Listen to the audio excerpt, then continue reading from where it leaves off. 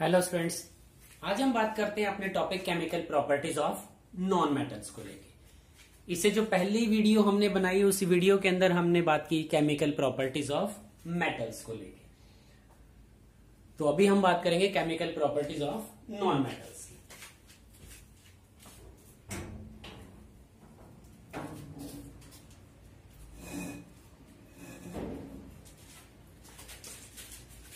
तो जैसा हमने मेटल्स के केस में बात किया वैसे ही हम यहां नॉन मेटल्स के केस में बात करेंगे।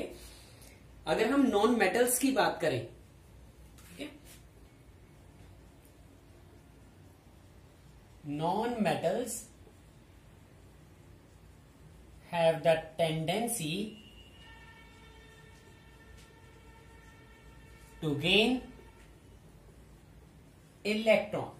ठीक है, जो नॉन मेटल्स हैं उनका टेंडेंसी क्या है? इलेक्ट्रॉन्स को गेन करने का। और अगर गेन करने का टेंडेंसी है so they behave as oxidizing agents.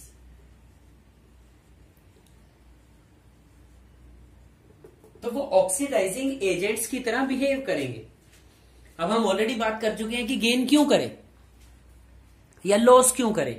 तो जो लॉस ऑफ इलेक्ट्रॉन है या फिर गेन ऑफ इलेक्ट्रॉन है, that is done to complete their octet. जैसे मेटल इलेक्ट्रॉन लूज करता है अपने ऑक्टेट को कंप्लीट करने के लिए, वैसे ही उसी मैनर में नॉन मेटल भी गेन करती हैं इलेक्ट्रॉन्स को टू कंप्लीट देयर ऑक्टेट्स। कुछ एग्जांपल्स लेके हम यहां बात करते हैं। जैसे हमने एग्जांपल कार्बन का यहां चूज कर लिया, तो कार्बन की अगर बात करें तो कार्बन के इलेक्ट्रॉनिक कॉन्फ़िगरेशन 2 और 4 है। ठीक है, कार्बन के शेल में 2 इलेक्ट्रॉन्स प्रेजेंट हैं, जबकि एल शेल में वहां पर 4 इलेक्ट्रॉन्स प्रेजेंट हैं। तो यहां एल शेल में कार्बन अगर चाहता है कि उसके 8 इलेक्ट्रॉन्स कंप्लीट हो जाएं, तो उसके लिए उसे 4 इलेक्ट्रॉन्स गेन करने होंगे।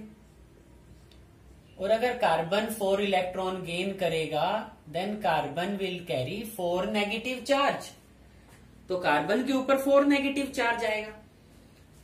और अगर हम बात करें इलेक्ट्रॉनिक कॉन्फ़िगरेशन की, तो अब वो 2 और 8 हो जाएगी, क्योंकि जब कार्बन के लास्ट शेल में 4 इलेक्ट्रॉन्स थे, अब उसने 4 गेन कर लिए, तो total number of electrons last shell में 8 हो जाएंगे।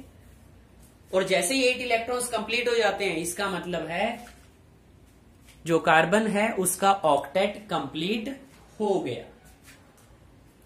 ऐसे ही हम नाइट्रोजन को लेके बात कर सकते हैं।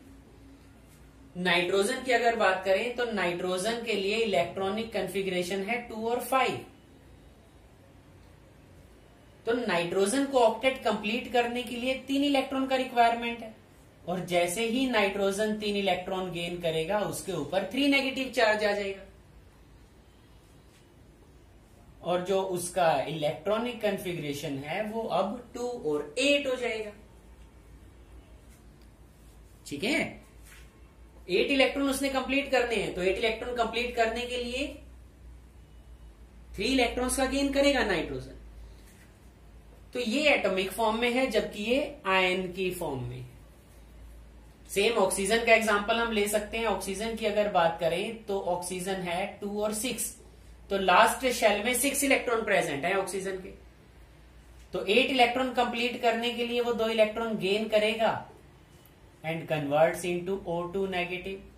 वो O2 नेगेटिव में कन्वर्ट हो जाता है और उसके लास्ट शेल में जो इलेक्ट्रॉन होंगे अब वो 8 हो जाएंगे। इसका मतलब उसने क्या किया? अपने ऑक्टेट को कंप्लीट कर लिया। तो इस तरह से जब हम स्टडी करते हैं मेटल्स या नॉन मेटल्स अपनी केमिकल प्रॉपर्टीज शो करती हैं due to their behaviour of loss of या फिर गेन ऑफ इलेक्ट्रॉन्स। तो केमिकल प्रॉपर्टीज को स्टार्ट करते हैं। रिएक्शंस की हम यहां पर बात करते हैं। मेटल्स के कंपैरिजन में नॉन मेटल्स कम है हमारे पास, तो इसीलिए उनका जो स्टडी है, जो प्रॉपर्टीज है हमारे पास, वो कुछ लिमिटेड है। अगर 10th क्लास की हम बात करें तो उन सारे के सारे पॉइंट्स को लेके हम बात करेंगे। तो आइए उन रिएक्शंस को देखते हैं, कौन कौन सा रिएक्शंस है जो हमें यहां पर गिवन। तो केमिकल प्रॉपर्टीज में अगर मैं बात करूं सबसे फर्स्ट रिएक्शन का, then it is reaction with oxygen.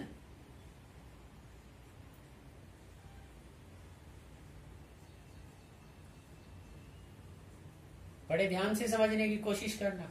Reaction with oxygen, तो अगर नॉन मेटल ऑक्सीजन के साथ रिएक्ट करेगी, इट मीन्स ऑक्साइड का फॉर्मेशन हो जाएगा। जैसे मेटल ने ऑक्सीजन के साथ रिएक्ट करके मेटल ऑक्साइड बनाया, ऐसे ही नॉन मेटल ऑक्सीजन के साथ रिएक्ट करके नॉन मेटल ऑक्साइड का फॉर्मेशन कर देगा। जैसे एग्जांपल हमने यहां चूज कर लिया carbon plus oxygen converts into carbon dioxide, या फॉस्फोरस के लिए मैं कह सकता हूं कि फॉस्फोरस ने ऑक्सीजन के साथ कंबाइन किया for the formation of P4O10। P4O10 का वहां पर हमारे पास फॉर्मेशन हो जाता है। तो हमने कहा कि फॉस्फोरस ने ऑक्सीजन के साथ रिएक्ट करके एक कंपाउंड का फॉर्मेशन किया, and that compound is known as phosphorus pentoxide. ठीक है, जो एक कंपाउंड हमारे पास बना इसे फॉस्फोरस पेंटाऑक्साइड बोला गया। फॉस्फोरस पेंटाऑक्साइड, ठीक है। तो इस तरह से यहां पर रिएक्शन विद ऑक्सीजन को लेकर हम बात कर सकते हैं। और जैसे कि हमने मेटल ऑक्साइड्स के लिए स्टडी किया, उसी तरह से हम बात कर सकते हैं नॉन मेटल ऑक्साइड के लिए। Non metal oxides are acidic in nature. ठीक है, जो नॉन मेटल ऑक्साइड्स हैं वो एसिडिक नेचर के हैं। क्यों कहा जाता है नॉन मेटल ऑक्साइड को एसिडिक नेचर का? बिकॉज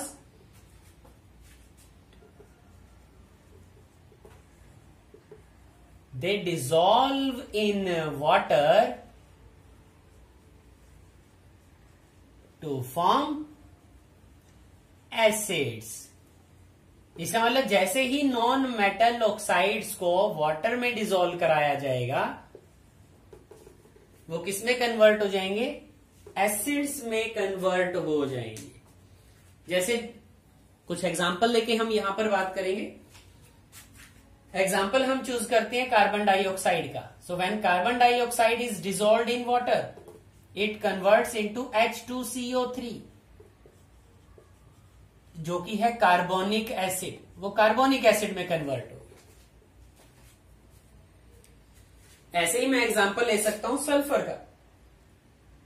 तो sulphur dioxide when dissolved in water will convert into sulphurous acid H2SO3। This is known as sulphurous acid. ठीक है, तो सल्फ्यूरस एसिड के अंदर वो कन्वर्ट हो जाता है।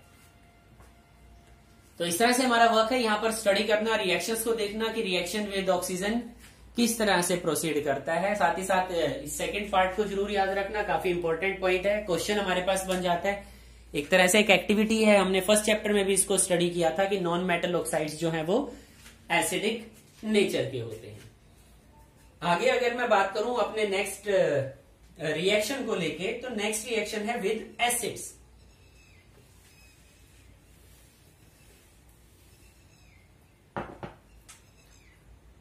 सो सेकेंड रिएक्शन एसिड्स के साथ हमारे पास। तो एसिड की अगर बात करें तो कुछ एग्जाम्पल, सिंपल एग्जाम्पल ही हम यहां पे चूज करेंगे। सल्फर है, सल्फर अगर रिएक्ट करता है सल्फ्यूरिक एसिड के साथ, सल्फ्यूरिक एसिड कैसा? कंसंट्रेटेड एसिड के साथ अगर हम उसका रिएक्शन कराएं, तो जो प्रोडक्ट हमारे पास बनेगा वो सल्फर डाइऑक्साइड होगा प्लस वाटर होगा। तो सल्फर डाइऑक्साइड और वाटर का यहां हमारे पास फॉर्मेशन हो जाता है। ठीक है, एक और रिएक्शन यहां पर मैं ले लेता हूं। फॉस्फोरस का रिएक्शन यहां पर मैं चूज कर रहा हूं, और जो रिएक्शन हमें दे रखा है वो मैं एक दूसरे रिएजेंट के साथ यूज कर लेता हूं, जो कि है नाइट्रिक एसिड। तो नाइट्रिक एसिड के साथ मैंने उसको ले लिया। तो यहां जो प्रोडक्ट हमारे पास बनते हैं that is H3PO4 plus NO2 plus H2O। तो NO2 की अगर बात करूं तो मैं यहां लिख देता हूं बैलेंस्ड फॉर्म में कि 5 NO2 वहां से रिलीज हो जाते हैं and H3PO4 is known as phosphoric acid. ठीक है, this one is known as phosphoric acid. एक और रिएक्शन है हमारे पास, बड़ा इजी रिएक्शन है,